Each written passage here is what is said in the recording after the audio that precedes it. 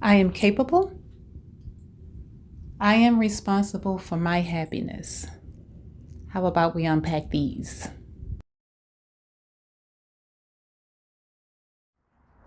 So, hi guys, this is Evolving with Etta.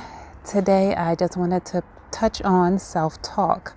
I talk about it all the time. I definitely feel that when it comes to what others have taught us or are talking to us about, we sometimes have to reverse everything that has come from those words and we have to put it into our perspective. So, when you're having that self-talk, sometimes you have to completely change exactly what it is that has been going into your ears because our conversations with self, your best friend, are the conversations that we're absolutely supposed to be adapting to. So number one is I am capable.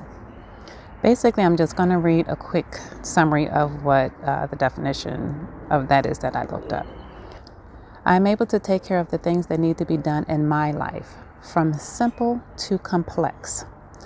There isn't anything I cannot conquer.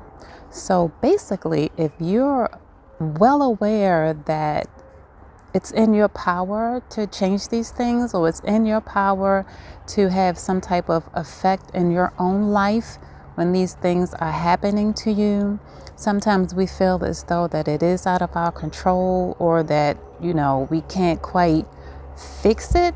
And when it gets bad like that, or when it becomes such a huge problem like that, a lot of times you'll need professional assistance. And there's nothing wrong with getting professional help because we all need it.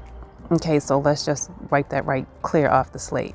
So be very, very clear that when you need assistance with a situation that you're going through, because you can't quite get over it on your own, get yourself some assistance, because we're not in this world by ourselves. So we're not made to go through anything by ourselves. So when realizing that you are capable of handling these things, it just starts with you. It just begins with that moment that you sit down and really are trying to get clarity on exactly what it is that I need to do and where it is that I need to start, because it is within you to have change over that thing. Okay, number two, I am responsible for my happiness. Nobody's in charge of that. Nobody, you can't go to somebody and was like, why didn't you? And you didn't. And because of you, yeah, that could be true in some ways, but no one person is responsible for making sure that things turn out the way that you need them to turn out for you. Okay, so here's the definition for that. I don't have to find my happiness from other people. If I want to be happier, I can do exactly what I need to do to make that happen.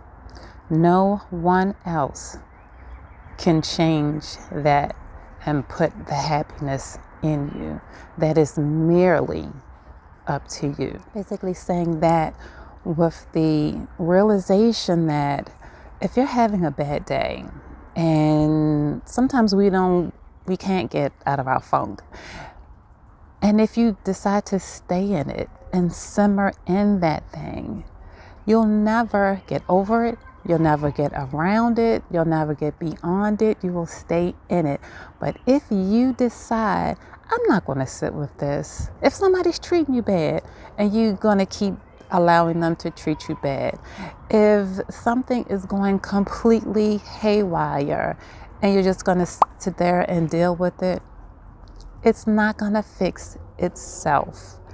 It is so, unfortunately, easy for us to, speaking from personal experience, it is so easy for us to just be in, to just stay stuck in what you're in, to just be, to not move, expect that stuff, and to just let it happen to you.